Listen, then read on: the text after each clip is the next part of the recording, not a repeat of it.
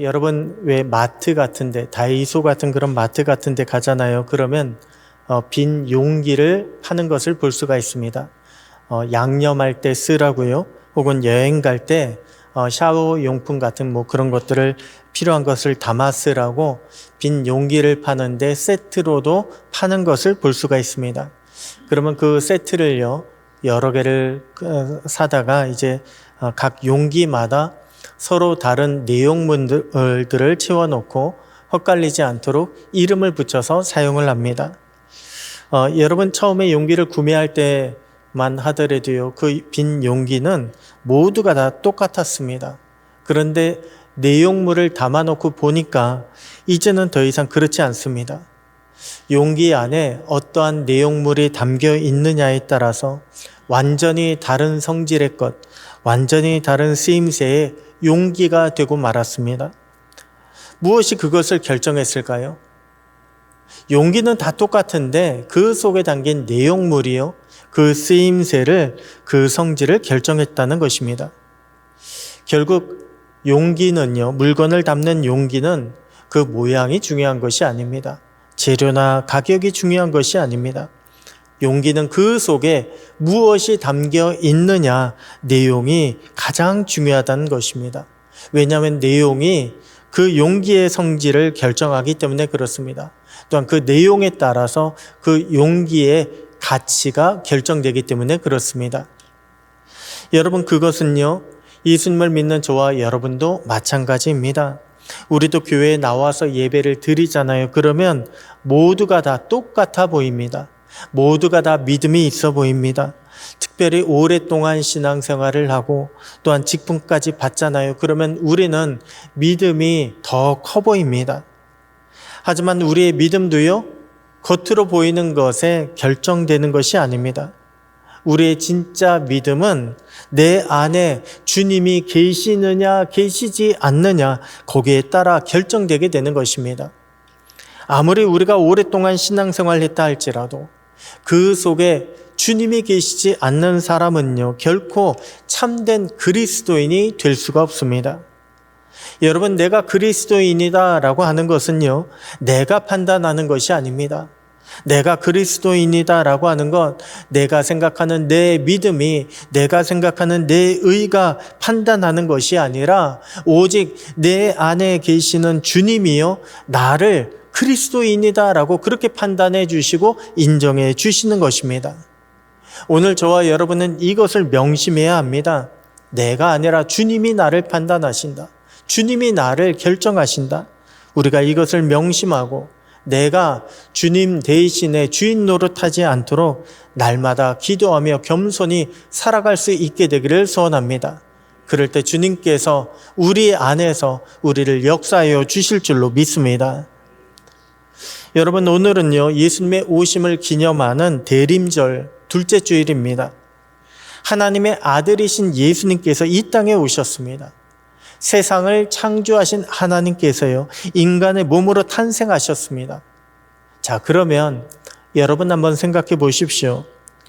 하나님이신 예수님께서 이 땅에 오시는데 아무 집에나 오셨겠습니까?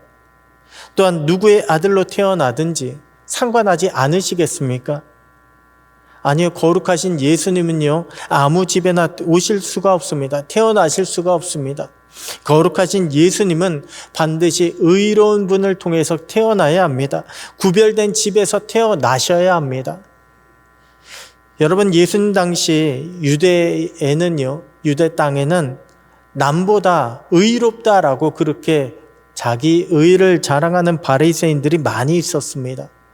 또한 성전에 가잖아요. 그러면 나는 예배에 목숨을 걸었다, 예배에 진심이었던 사두개인들이 있었습니다. 또한 곳곳에 보면, 회당마다 보면 내가 성경을 많이 안다, 많이 읽는다, 많이 연구한다라고 그렇게 자랑하고 가르치던 서기관들도 많이 있었습니다. 하지만 온 세상의 구주로 오신 예수님은요, 이런 사람들을 통해서 태어나시지 않으셨습니다. 대신 예수님은 저 시골 변방에서 가난한 몫으로 살아가던 요셉의 아들로 태어나셨습니다. 아니, 분명 하나님은요, 아무나 선택하지 않으셨을 텐데 가난한 목수였던 요셉은 어떻게 예수님의 아버지로 선택받을 수가 있게 되었을까요? 요셉의 무엇이 예수님을 품는 축복을 받게 했으며 우리도 예수님을 품은 사람, 예수님을 모시는 사람으로 살아가기 위해서는 우리에게 무엇이 필요할까요? 어떻게 해야 할까요?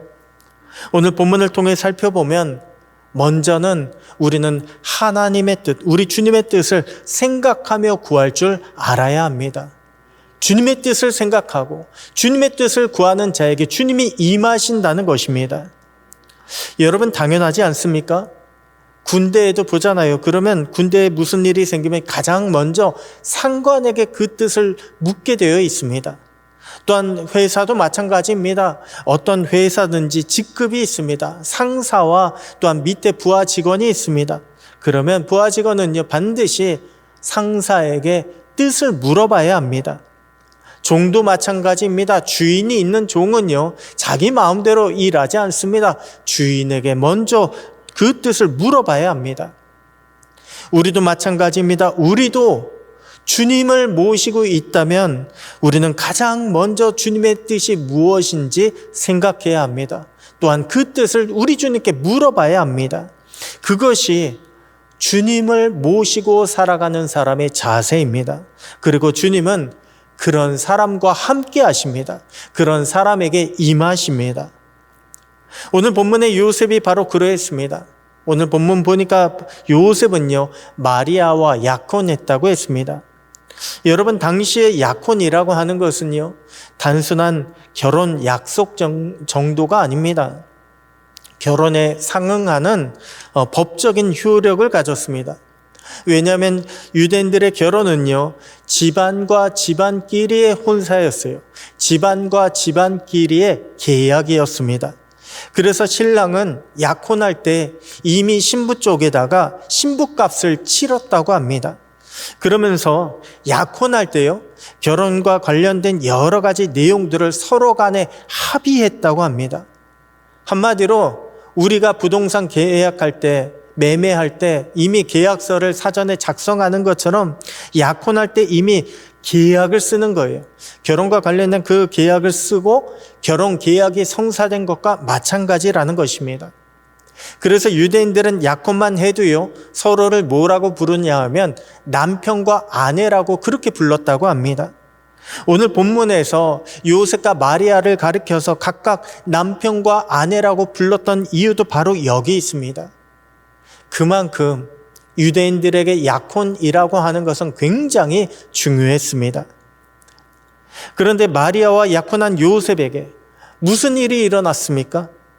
이미 법적으로 아내였던 마리아가요 임신했다라고 하는 그런 소식이 들려왔습니다.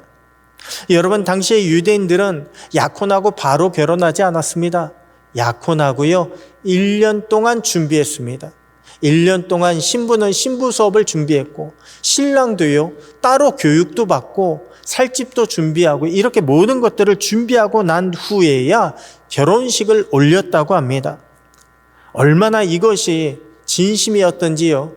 그 1년 동안 약혼 기간인 1년 동안에 남자는 군대에 차출되지도 않았다고 합니다. 너는 결혼을 준비해야 되니까 군대에 차출되지 마라. 이렇게까지 할 정도로 유대인들은요 이 기간을 소중하게 여겼습니다. 그만큼 유대인들은 결혼의 진심이었습니다. 쉽게 생각하지 않았고요 정성을 다해 모든 것을 준비했습니다. 그리고 그것은 요셉도 마찬가지입니다. 요셉이 어떻게 했을까요? 마리아와 약혼한 이후 지난 1년 동안 아마도 설레는 마음으로 결혼을 준비했을 것입니다. 그런데 마리아가 임신했다라고 하는 그 소식을 듣고 그 모든 것들이 한순간에 무너지고 말았습니다. 그 모든 준비한 것들이 다 허사가 되고 말았습니다. 여러분 이럴 때 어떻게 해야 할까요? 이것은 단순한 계약 파기가 아니지 않습니까? 단순히 내 마음이 변했다, 아니 이건 뭔가 잘못됐다라고 구매 취소할 수 있는 그런 내용의 것이 아니지 않습니까? 약혼은요 인생을 계획하는 거예요. 인생의 그 모든 계획 자체가 틀어지는 어마어마한 사건이 일어나게 된 것입니다. 게다가 개인적인 일만 벌어진 것입니까? 아닙니다. 집안과 집안끼리의 혼사인 만큼 집안에 있는 어른들에게 심려를 끼쳐드리는 민폐 중에 민폐가 일어난 것입니다. 여러분, 이럴 때 어떻게 해야 하겠습니까? 요셉은 어떻게 해야 할까요? 그런데 오늘 본문 보니까 요셉은 20절에 이 일을 생각했다고 했습니다. 이 일을 생각했다. 여러분, 여기 생각하다는 헬라어 원어를 보잖아요. 그러면 한 번 생각한 것이 아니에요. 길게 생각하고 또 생각하는 심사숙고를 의미하는 단어입니다. 아니, 이미 앞절에 보잖아요. 그러면 요셉은 마리아를 생각해서 가만히 결혼을 끊고자 하지 않았습니까? 그런데 요셉은요, 왜 이 일을 계속 생각하고 또 생각했을까요? 처음에 요셉은 자기의 생각대로 약혼을 조용히 끝내려고 했습니다.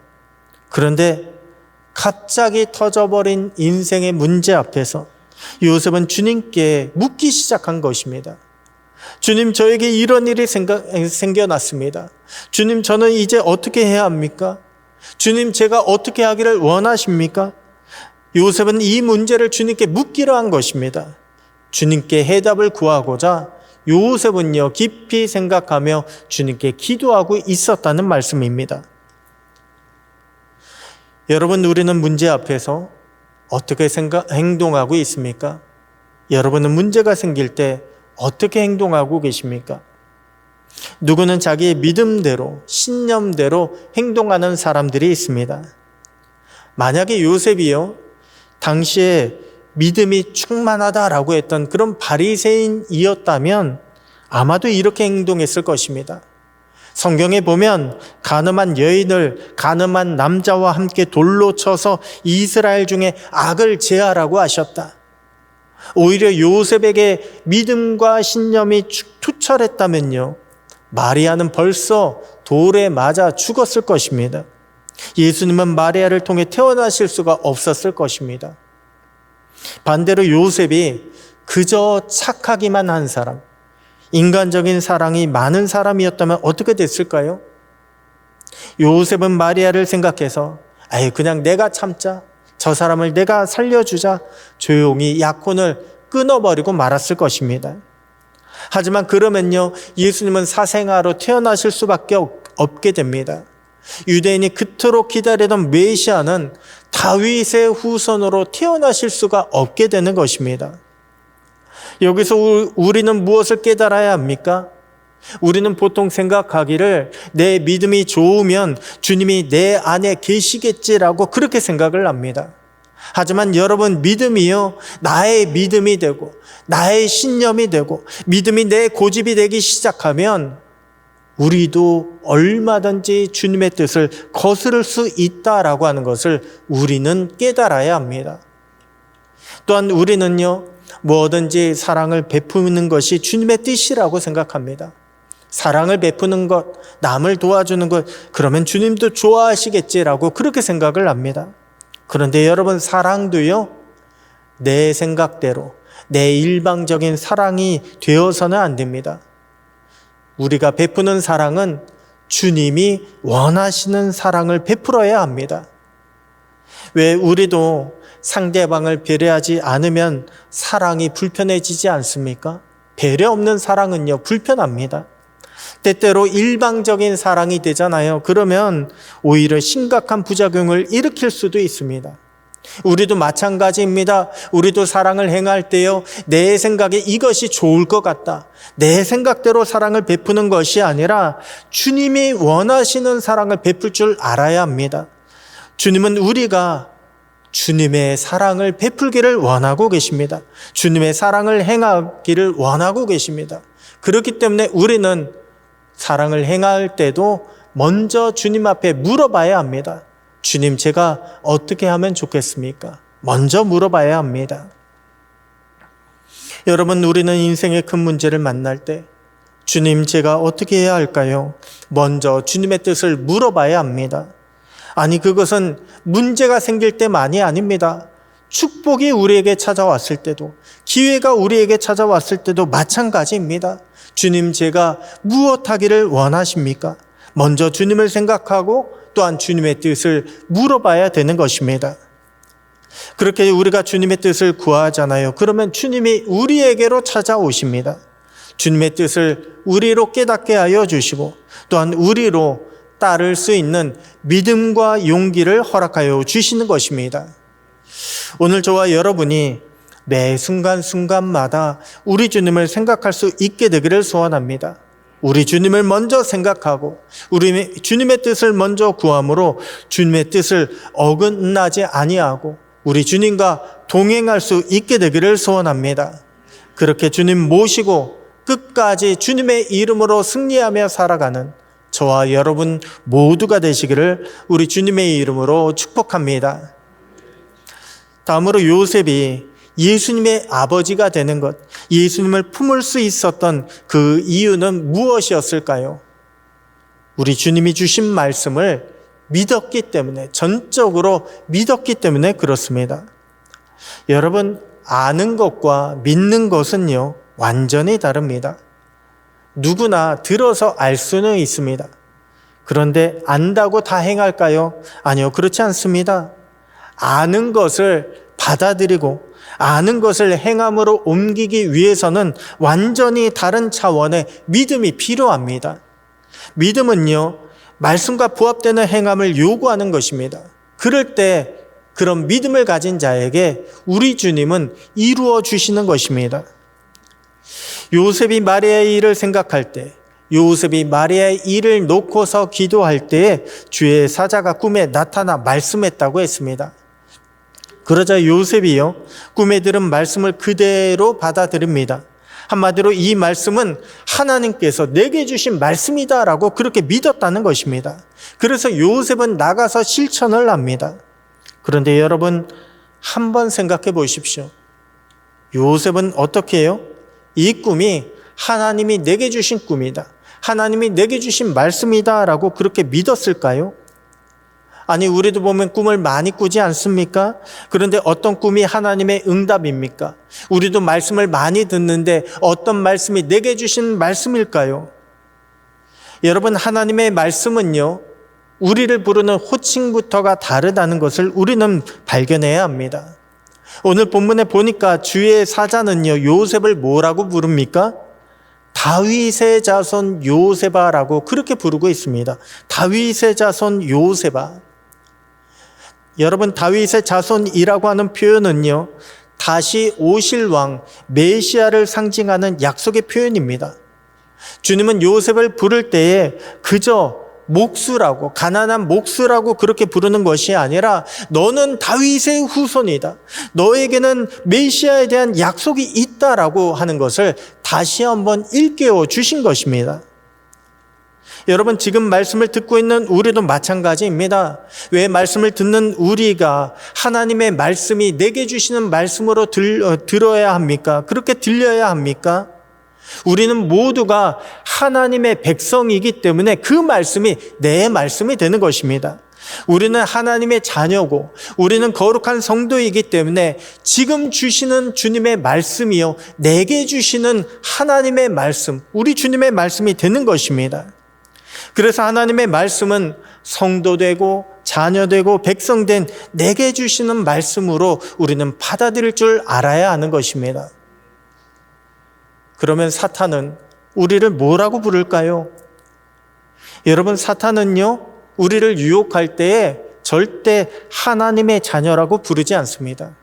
하나님의 자녀야, 거룩한 성도야, 그리스도야, 이렇게 우리 죄를 짓자, 사탄은 절대 그렇게 부르지 않습니다.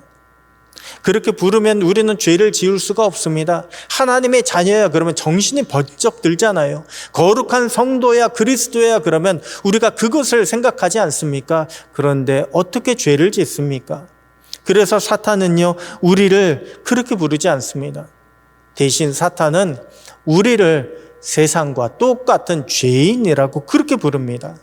봐라, 너도 세상과 똑같지 않느냐? 너도 죄인이지 않느냐?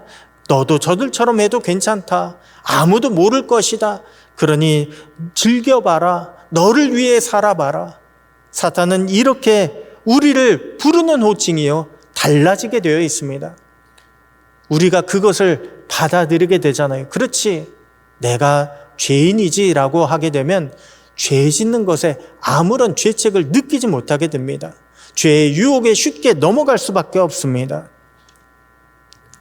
여러분, 영적인 싸움이라고 하는 것은요, 내가 누구인지를 지키는 정체성의 싸움입니다. 나는 하나님의 자녀야, 나는 거룩한 성도야 라고 하는 그것을 지키는 싸움이 영적인 싸움입니다. 내가 누구냐에 따라서요, 내게 들리는 말씀이 달라지게 되어 있습니다. 내가 누구냐에 따라서 내게 주신 그 말씀이 믿어지게 되어 있습니다. 여러분, 이 시간 주시는 주님의 말씀이 자녀되고 성도된 여러분에게 주시는 말씀이라고 하는 것을 여러분 믿으시기 바랍니다. 여러분 모두는 하나님이 기뻐하시는 사람입니다. 하나님의 사람이고 하나님의 자녀입니다. 우리가 그렇게 믿을 때에 주님의 성령이 우리 가운데 임하시게 되시는 것입니다. 그리고 주님을 품고서 하나님의 사람으로, 주님의 사람으로 주님을 품고서 우리가 살아갈 수 있게 되는 것입니다. 또한 요셉이요, 꿈에 받은 주님의 말씀을 믿은 이유는 그 말씀이 성경적이기 때문에 그렇습니다. 여러분, 우리도 살면서요, 주님의 응답을 구할 때가 참 많이 있지 않습니까? 그런데 우리는 주님의 응답을 구하는데 어떤 것이 주님의 응답인지 모를 때가 있습니다. 몰라서 답답할 때가 있습니다. 그런데 여러분, 주님의 응답은요, 사실 굉장히 단순합니다. 주님의 응답은, 진짜 주님의 응답은 성경적입니다. 성경적입니다. 절대 주님의 응답이요, 성경에서 벗어날 수가 없습니다. 그렇기 때문에 우리가 주님의 응답을 구할 때면 기도만 해야 하는 것이 아니라 반드시 말씀도 읽어야 합니다. 왜냐하면 말씀을 통해서 주님은 응답을 주시기 때문에 응답을 구하시는 분은요, 반드시 기도와 말씀을 병행해야 합니다. 더욱더 예배에 집중해야 합니다. 오늘 본문의 주의 사자도 요셉에게 뭐라고 말씀을 주고 있습니까? 오늘 본문 22절 보니까 이 모든 일이 된 것은 주께서 선지자로 하신 말씀을 이루려 하심이니, 무슨 말입니까? 성경에 나와 있다는 거예요. 이르시되 보라, 처녀가 잉태하여 아들을 낳을 것이요 그의 이름은 임마누엘이라 하리라 하셨으니 이를 번역한즉 하나님이 우리와 함께 계시다 함이라. 이미 성경에 나와 있는데 이 성경대로 마리아에게 임해졌다는 것입니다. 요셉은 그동안 마리아의 일 때문에 너무나도 힘들었습니다. 너무나도 괴로웠습니다. 그런데 하나님은요, 마리아가 임신하게 된 것이 성령으로 말미암아 된 것이고, 또한 선지자가 예언한 메시아가 마리아를 통해서 태어나게 될 것이다. 마리아는 성경의 말씀을 이루려 하는 것이다 라고 하는 것을 말씀해 주었습니다. 그렇게 성경을 통해서 응답을 받게 되었을 때 요셉은 더 이상 의심하지 않았습니다. 요셉은 더 이상 염려하거나 이 일을 놓고 두려워하지 않게 되었습니다. 요셉은 그 길로 바로 마리아에게 달려가서 마리아를 데려왔다고 했습니다. 오늘도 주님은 저와 여러분에게 성경을 통해서, 말씀을 통해서 응답하시고 인도하심을 여러분 믿으시기 바랍니다. 주님의 말씀이 내 것이라고 그렇게 믿게 될 때에 말씀이 내 안에 심겨지게 되는 거예요. 주님의 말씀이 내 것이라고 믿게 될 때 그때 그 말씀이 내 안에 역사하게 되는 것입니다. 그 말씀이 나에게 능력이 되게 되는 것입니다. 그렇게 말씀 안에서, 믿음 안에서 우리 주님과 동행하며 승리하는 저와 여러분 되시기를 주님의 이름으로 축복합니다. 마지막으로 우리는 요셉을 통해서 어떻게 예수님을 품는 자, 예수님을 모시는 자로 살아갈 수가 있을까요? 우리가 주님 주시는 그 말씀대로 순종할 때, 그때 우리는 주님을 모신 자로, 품는 자로 살아갈 수 있게 되는 것입니다. 여기서 말씀하고 있는 순종은요, 단순한 행동의 순종을 의미하는 것이 아닙니다. 그저 우리가 행했다 이 차원에서 그치는 것이 아니라 나를 드리는 순종이에요. 자신까지 내어드리는 헌신의 순종을 의미합니다. 나는 내려놓지 않은 채 할 수 있는 시간을 따지고 할 수 있는 여건을 따져서 행동하는 것은요, 올바른 순종의 자세가 아닙니다. 그것은 주님을 기쁘시게 만들 수가 없습니다. 오늘 본문에 보니까 요셉은요, 주님의 말씀에 자신을 드린 자가 되었습니다. 주님의 말씀이니 그저 눈 딱 감고 마리아를 데려오자 이것이 아니고요, 이 요셉은 자신의 일생을 내가 이 아이의 아버지로 살아가겠다, 예수의 아버지로 살아갈 것을 결단을 합니다. 그래서 아이가 태어나자마자 자신의 호적으로 올립니다. 아브라함과 다윗의 후손으로 이름을 올려놓게 되는 것입니다. 그렇게 요셉은요, 성경의 말씀을 이루는 데 동참하는 자가 되었습니다. 순종하고 헌신하는 자가 되었습니다. 여러분, 우리는 순종할 때 여전히 내가 주체가 되는 경우가 참 많이 있습니다. 그래서 우리는요, 순종을 하면서도 종종 불평을 합니다. 왜 불평합니까? 내가 살아있어서 불평하는 거예요. 이런데도 꼭 해야 되나? 이런저런 불평을 입에서 내뱉게 되는 것입니다. 또한 우리는 순종을 하면서요, 나를 생각하고 우리 주님께 보상과 대가를 요구를 합니다. 그래도 내가 이만큼 드렸으니까 주님도 나에게 이 정도는 해주시겠지. 또한 이만큼 순종한다고 여러 사람들 앞에서 나를 드러내기도 하고, 당신은 왜 순종하지 않느냐며 나를 빗대어서 남들을 비판하기도 합니다. 하지만 여러분, 그것은요, 진정한 순종이 아닙니다. 진정한 순종은 나를 드리는 거예요. 온전히 나를 드림으로 내가 드러나지 않는 것이 진정한 순종입니다. 내가 드러나지 않고 오직 주님만이 드러나시고 주님 홀로 영광 받으시는 것이 진정한 순종인 것입니다. 그것을 우리 주님은 무엇보다 기뻐하십니다. 그런 사람이요, 온전히 주님을 모실 수가 있게 되는 것입니다. 그런 사람이 주님을 모시고 우리 주님의 주권 아래 살아가는 거예요. 우리 주님의 주권이 내 안에 펼쳐지게 되므로 주님의 역사하심을 경험할 수 있게 되는 것입니다. 오늘 저와 여러분이 그렇게 주님의 사람으로 순종할 수 있게 되기를 소원합니다.